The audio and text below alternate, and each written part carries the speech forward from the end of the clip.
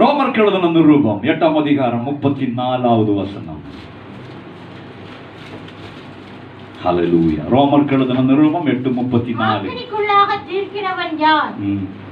கிறிஸ்துவே மரித்தவர், அவரே எழுந்தும் இருக்கிறவர். இயேசு கிறிஸ்து எங்க இருக்கிறாங்க? உயிரோட எழுந்த.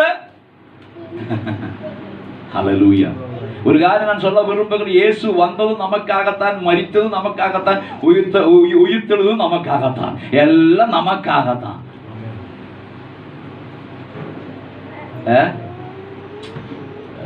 இல்ல வசனம் வாசிக்கிற ஆர்வத்தில் இருக்கிறாங்க. இயேசு வந்ததும் நமக்காக, மரித்ததும் நமக்காக, உயிர்த்தெழுதும் நமக்காக.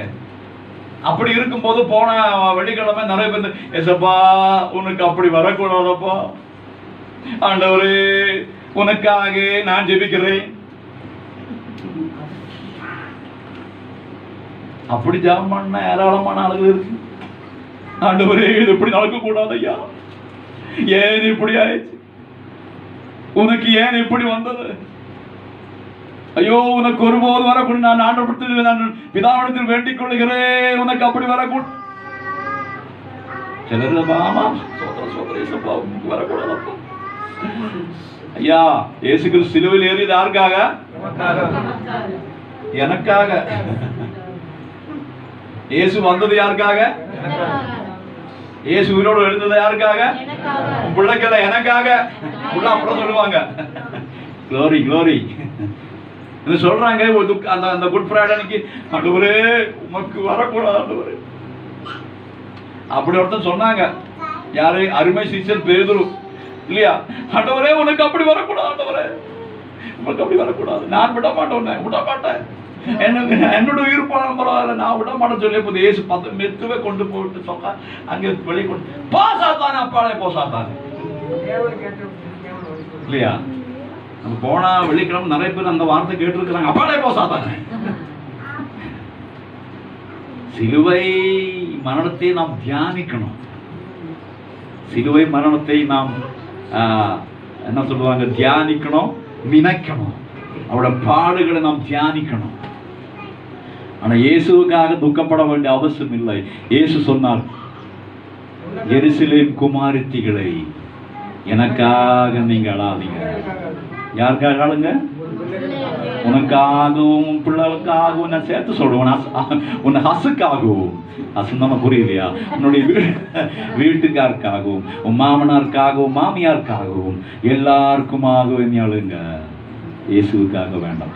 காரணம் இயேசு இதை ஏற்றுக்கொள்ளும்படியாகத்தான் பரலோகத்தினுடைய சித்தத்தின்படி இறங்கி வந்தவா. அவ இயேசு கிறிஸ்து உயிர்த்தெழுந்தது யாருக்காக? எனக்காக தான். லாபம் யாருக்கையா? ஓ, நீங்க சொல்ல மாட்டீங்க. லாபம் யாருக்கு? பாத்திரம் இல்லாமல் இருக்கிற எனக்கு. எனக்கு தான் இயேசு கிறிஸ்து வந்ததுக்காகவும், மரித்ததுக்காகவும், உயிர்த்தது. லாபம் யாருக்கு தெரியுமா? எனக்கு தான். அதனுடைய எல்லா நன்மையும், எல்லா விடுதலையும், எல்லா ஆசீர்வாதமும் யாருக்கு தெரியுமா? எனக்கு மாத்திரம்தான். அப்போ இயேசு கிறிஸ்து இப்ப எங்க இருக்கிறாங்க? உயிர்த்தெழுந்து எங்க இருக்கிறாங்க? வாசியுங்கள். 8:34. ஆக்கினைக்குள்ளாக தீர்க்கிறவன் யார்? எஸ், கிறிஸ்துவே மரித்தவர். கிறிஸ்துவே மரித்தவர், அவரே எழுந்தும் இருக்கிறவர். அவரே எழுந்தும் இருக்கிறவர். அதுதான் எனக்கு பிடிச்சது. கிறிஸ்துவே மரித்தவர் என்று சொல்லிட்டு பவுல் நிறுத்தி இருந்தீங்கன்னா எல்லாம் போச்சு. கிறிஸ்துவே மரித்தவர். அடுத்து சொல்றாங்க, அவரே எழுந்தும் இருக்கிறவர். நீ ஆராதிக்கிற கர்த்தர் யாரும் தெரியுமா? ஜீவனோடு இருக்கிறவர். எப்படிங்க? அதெல்லாம் போனா நிறைய காரியம் பேச முடியும், போக நேரம் இல்ல. அவரே எழுந்தும் இருக்கிறவர். இனி அடுத்தபடி, அவரே தேவனுடைய வலது பாரிசத்திலும் இருக்கிறவர்.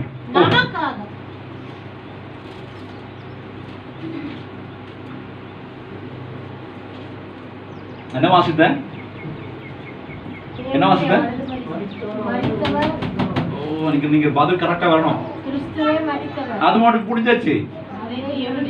அது முடிஞ்சாச்சு. தேவனுடைய வலது பார்சம். அங்கே வேணா போடு, வலது பார்சம். ஏன் இடது பார்சம் சொல்லல? அங்கதான் கை வலிக்குது. அங்கதான் கை வலிக்குதா? எந்த கை வலிக்குது? உங்க கையை வலிக்கு கேக்குறேன். உங்க கை இங்க வையா, இந்த கையா?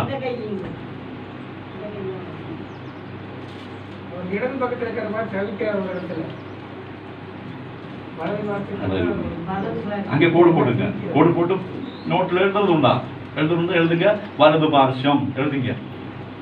எழுதுறது மட்டும் வலது பார்சம். தேவனுடைய வலது பார்சம். தேவனுடைய வலது பார்சத்தை பத்தி இன்னொரு நாள் நான் மெசேஜ் கொடுக்குறேன். நான் நிறைய காரியம் சரித்திரம் பேசணும், சரித்திரம் படிக்கணும். அப்பதான் தேவனுடைய வலது பார்சத்தை பத்தி நமக்கு தெரியும். ஏன் இடது பார்சத்துக்கு போய் ஆண்டவர் உட்காரல?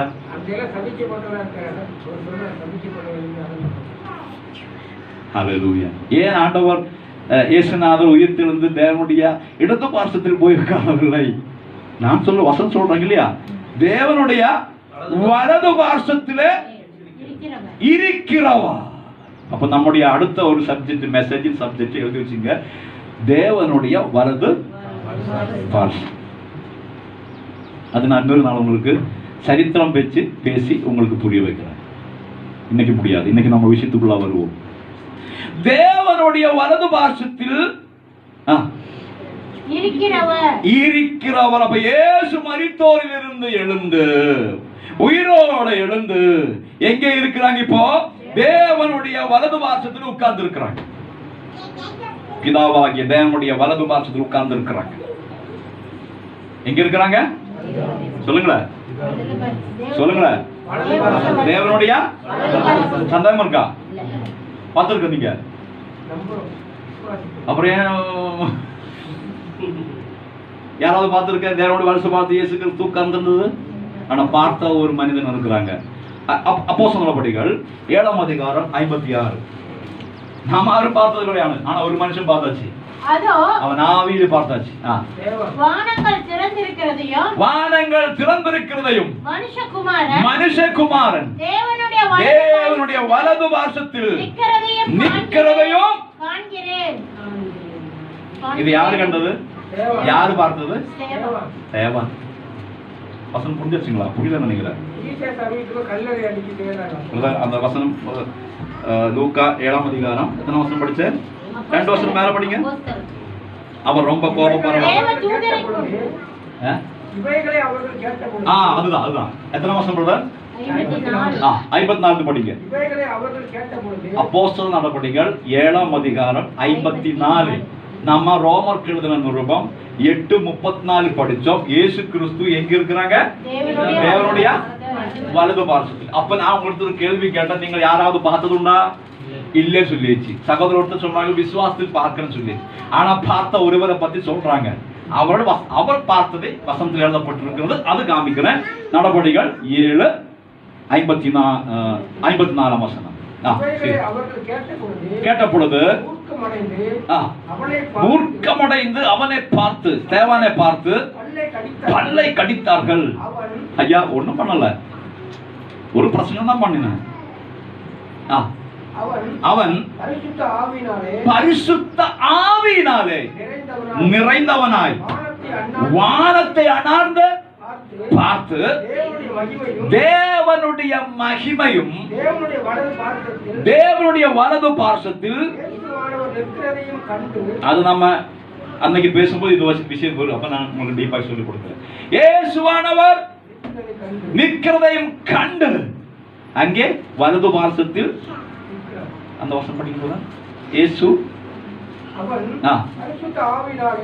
நிறைந்தவனாக அண்ணார்ந்து பார்த்த போது தேவனுடைய மகிமையை பார்த்தார்.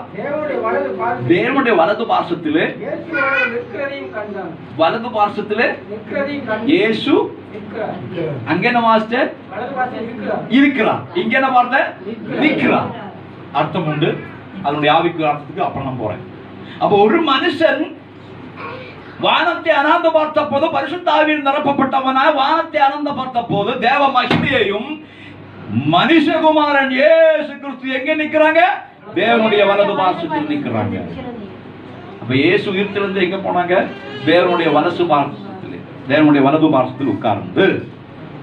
இனி இயேசு நமக்காக என்ன பண்றாங்க? உயிர்த்தெழுந்துட்டு அப்படியே போய் அவரு யாரையா கொலா போட்டு சாப்பிட்டு இருக்கிறாங்க, தூங்கிட்டு இருக்கிறாங்க இல்லையா?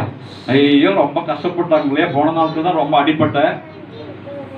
அவர் ஈட்டினால் குத்தினாங்க, கையிலும் காலிலும் ஆணிகள் அடிச்சுட்டாங்க, இல்லாத பேச்செல்லாம் பேசிட்டாங்க, நிந்தித்தாங்க, பரிகாசம் பண்ணிட்டாங்க. அவனுடைய முகத்திலிருந்து அவர் என்ன இந்த இந்த இந்த ரோமம் எல்லாம் பிடிங்கிச்சு. தலையில என்ன பண்ணிட்டாங்க? முழுக்கி எடுத்து வச்சு அடிச்சுட்டாங்க. வஸ்திரம் எல்லாம் கிழிச்சு போட்டாங்க. சாட்டவாரன் அடிச்சுட்டாங்க. அதனால ரொம்ப டயர்டா இருக்கிறாங்க. இயேசுவுக்கு ரொம்ப டயர்டா இருக்கிறாங்க. அதனால கொஞ்ச நேரம் போய் இயேசு தேவனுடைய வலது பாசத்துக்கு போய் கட்டில் மேலே படுத்திருக்கலாம் என்று நினைச்சு அவர் படுத்துட்டு இருக்கிறாங்க. சத்தமே தெளிவிலே சொல்லுவோம்.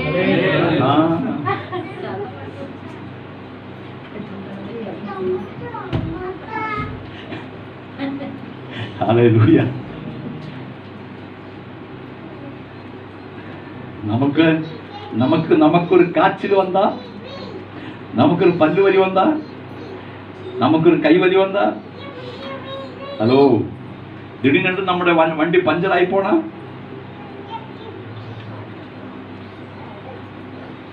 கொஞ்ச நாளுக்கு முன்னாடி தான் ஐயா கைகளிலும் காலைகளிலும் மாணிகள் அடிக்கப்பட்டு, சரீரம் முழுவதும் உழுவச்சால் போற கீறப்பட்டு, முழுக்கீரம் வச்சு அடிச்சு, இவர் யார் என்று தெரியாத அளவுக்கு அவள் உருவம் மாறிடுச்சு. மாறி அவர் உயிர் தெழுந்த போது பிரேசில் போய் ரெஸ்ட் எடுக்கவில்லை. ரெஸ்ட் எடுக்கவில்லை. கொஞ்ச நேரம் நான் ரெஸ்ட் எடுக்கட்டும், எல்லாரும் கொஞ்சம் ஒரு ஒரு ஒரு 2 மாசத்துக்கு அமைதியா இருங்க. உங்க பாஸ் ஆனா அப்படி சொல்லுவாங்க இல்லையா? ஆமா, உங்க பாஸ் சொல்லுவாங்க, பாருங்க 2 வாரத்துக்கு யாரும் போன் பண்ணாதீங்க ப்ளீஸ். ஐயோ மண்டகாய், கொஞ்சம் 2 வாரம் ரெஸ்ட் எடுக்கட்டும். ஏன்னா இத்தனை பிரச்சனை நான் தாங்கிச்சு. 2 வாரம் 6 மணி டிஸ்டர்ப் பண்ணாத. இயேசு சொன்னாங்களா? 6 என்ன டிஸ்டர்ப் பண்ணாதீங்க ப்ளீஸ் ப்ளீஸ் ப்ளீஸ். நான் கொஞ்ச நேரம் என் அப்பாவோட பக்கத்துல உட்கார்ந்துட்டேன். No no no no no. அவர் எப்போ அங்கே போய் உட்கார்ந்தாரோ அதிலிருந்து ரோமர் எழுதுனது 8:34 உட்கார்ந்து நமக்காக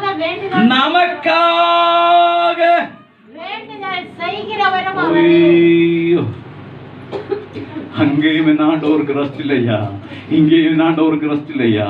பிரேசிலும் வலது பாசல் உட்கார்ந்து நமக்காக தேவனிடத்தில் பரிந்து பேசுகிறாய், வேண்டுதல் செய்கிறாய். இன்றைக்கு பிரியமான தேவ பிள்ளைகளே, நானும் நீங்களும் இந்த ஆரோக்கியத்தோடும் பலத்தோடும் சுகத்தோடும் தேவனை ஆராதிக்கும்படியாக அழைத்து கொண்டு வந்த தேவ கிருபைக்காய் கர்த்தருக்கு நன்றி செலுத்துகிறேன். எனக்காக அது தேவனுடைய வலது வாசத்தில் உட்கார்ந்து வேண்டிக் கொள்கிறார் ஒரு கர்த்தராகிய இயேசு கிறிஸ்து இன்னும் ஜீவிக்கிறார். நம்முடைய கரங்களை உயர்த்தி கர்த்தருக்கு நன்றி செலுத்துவோம். இன்னும் எனக்காக வேண்டிக் கொள்றாங்க.